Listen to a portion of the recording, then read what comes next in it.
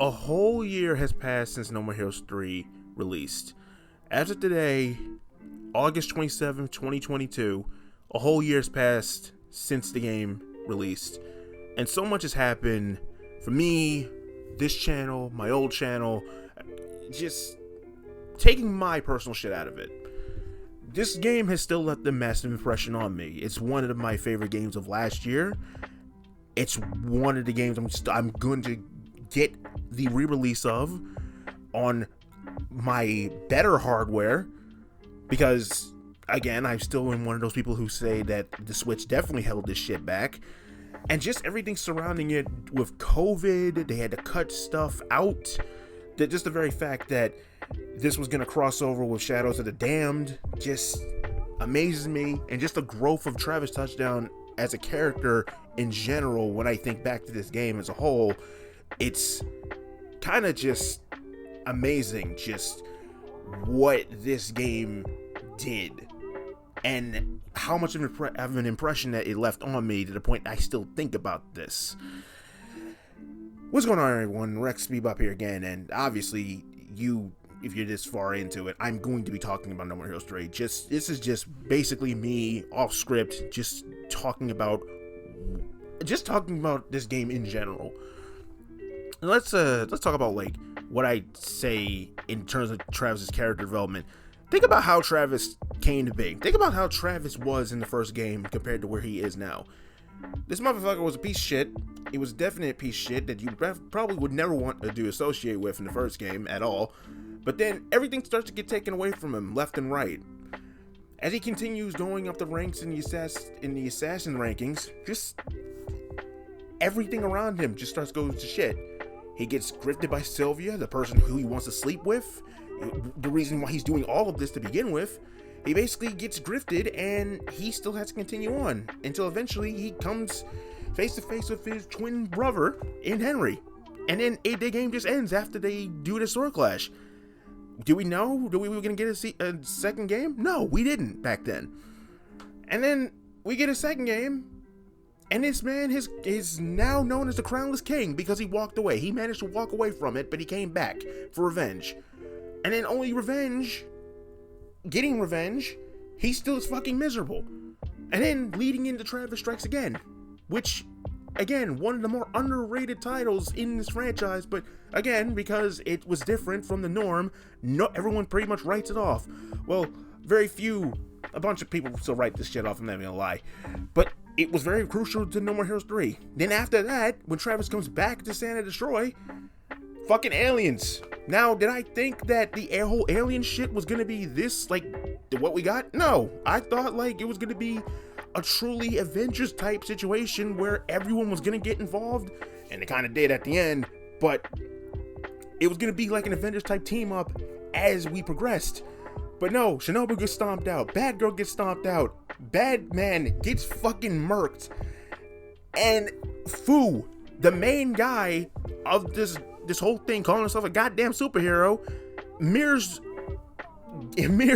Travis from the first game in so many aspects that it's amazing just how much of the growth that Travis has had throughout this entire series. When you really think about it, Fu is technically just basically game one Travis. When you really think back, he didn't give a shit about anything. He didn't give a shit about the friends he was making. No.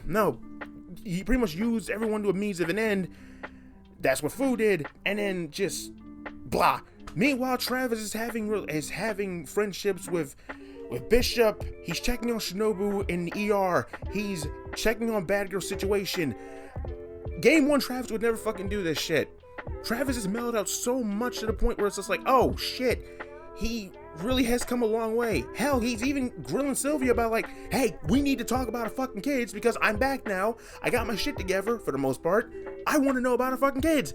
And she keeps just like, you know how Sylvia fucking does. Like, we do a little trolling around here, as she fucking does all the fucking time. But I love the story of what No More Heroes 3 was, and even at the end where it's like, oh shit, we really cannot leave us like this. But knowing Suda and knowing situation of like oh, Marvelous pretty much said like, okay, you do what you want with No More Heroes 3, but after that, this is back to ours. This is going back to us, which explains why it's being re-released now. We probably might not get as No More Heroes 4, and you know what? I kind of made peace with that. But who knows? In the next 10 years, who the fuck knows? A lot of things can happen in the next 10 years if we make it that far, honestly. But a lot of things can happen, and a lot of things can change. But I'm never going to say never to a possibility of a No More Heroes 4, even though Suda has basically said, like, I want to be done with Travis' touchdown with the world of No More Heroes. I want to be done. But you never know. I'm not ruling out the possibility. Hell, I still say to this day, it's just like, a Henry, Bad Girl, and Shinobu DLC would be fucking killer on for this game. I still say that.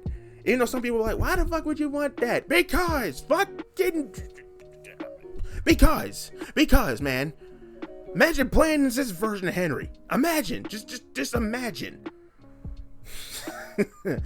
But yeah, just in general, man, like, I fucking love this game, dude. Like, I know what it is, I know the shit with me and Marvelous, with the whole, like, taking down music shit. I was one of the people who, this is still just, I'm still kind of irked about that, but I kind of just, like, it happened, let it just happen. It is what it is. Kind of just using the Spike Spiegel approach, but talking about this, I can't never not think about that. I still think to the fact, like, all I had was some of the music up. Did Marvelous really have to take me out like this? Take Rex Sparks out into the back and fucking shoot my channel? No, they did not. They did not have to do that. That was some dirt shit, and I still think about that to a degree. But letting that go, it is what it is. It is what it is. However, I still do want to play this on better hardware, because again, the Switch held this shit back. I still say that to this day. That smoother frame rate, that texture, all that fucking texture pop and shit, like it held this shit back, man. But just the story about No More Heroes 3, the combat is the best it's ever been for the series in general, even though, like, they took liberties in taking out some of what No More Heroes 2 did with the switching beam katanas on the fly. I still say, like, taking that out was a big mistake, because, okay, I get that they wanted to just focus on the Bloodberry and its combat and improve on that, and a Death Glove from Travis Strikes Again, and use and implement that in the combat. I understand that. But they didn't even use all the fucking death chips from TSA Evers. That's another thing. It's another thing. That's a whole nother fucking thing. 4 death chips, focusing just on Bloodberry combat, and then just, that's it. Like, no Tsubaki, which kind of was the, almost kind of, it should have been the de facto beam katana after what happened. That, or the fucking Rose Nasty.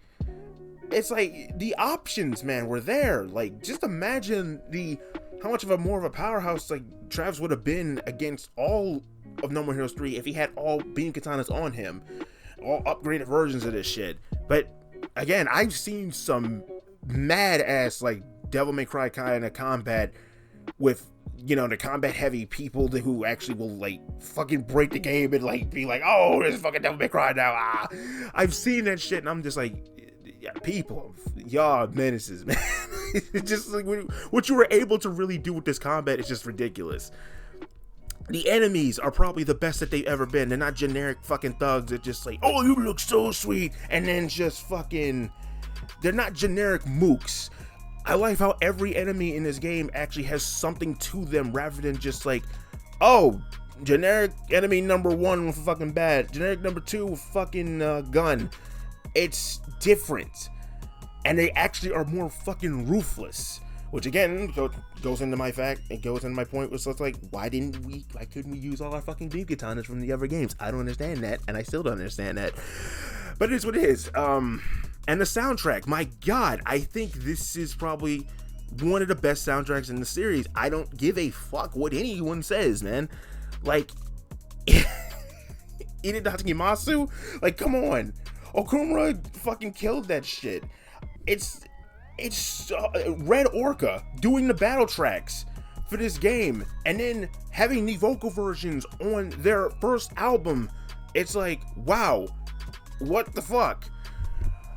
I just, I mean, people were discovered, like people like Tony Astro, Natsu Fuji, fucking Meebe. Meebe did the did TSA soundtrack, and then helped out again with this soundtrack. It's like, this soundtrack was so, like, I know some people don't like this soundtrack because it removed some of the punk and rock aspects of No More Heroes, but it's just like, for what we're up against and for what this story is telling, it's like, this fits so much better. However, I will admit, having a jukebox function a la Devil May Cry 5 would have helped so much more. But yeah, and I'm glad these people are still doing music even now.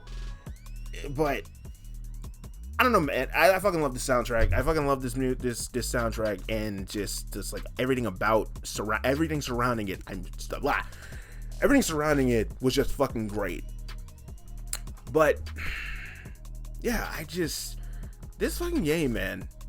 Of course I'm gonna play it again. Of course I'm gonna get the PS5 one, PS5 4 port, and just fucking go through it again. Like, No More Heroes 3, I'll be honest with you, was one of the main reasons why I kept my Switch out. It was one of the main things I kept bringing back I kept playing my Switch.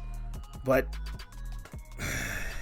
it's that game. It's one of those games for me.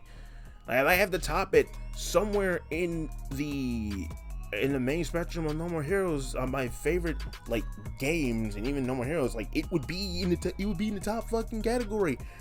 I fucking love this fucking game, man. Like, despite some hiccups here and there, the story that it told, and even still thinking about it to this day, I fucking love this game, man. And I don't think that's ever gonna change at all. I really don't. But yeah, still to this day, it's just like, a year has passed. A fucking year has passed already. It's amazing what time, how much of a anomaly time is at the end of the day when you really think about it. A year has passed already, and just wow. And this game's already done so much. People are still doing analysis videos on it to this day. And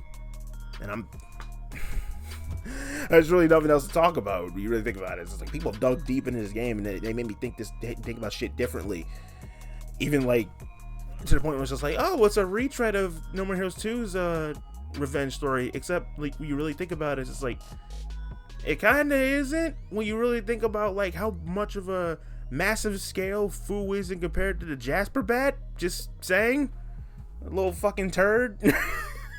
When you really think about it, like, okay, this man is going to destroy the world versus, look at this ghetto ass balloon shit from No More Heroes 2.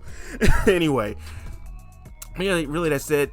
You got some memories or whatever, want to talk about No More Heroes 3 in any way, shape, or form, go ahead, sound off in the comments. If you listen to my ass drone on about this game for this long, I appreciate it.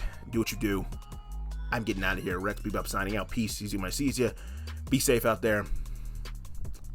Play No More Heroes 3, man. So I can play it, or just wait for the ports. Wait for the ports, though. That's my recommendation. Anyway, I'm out of here.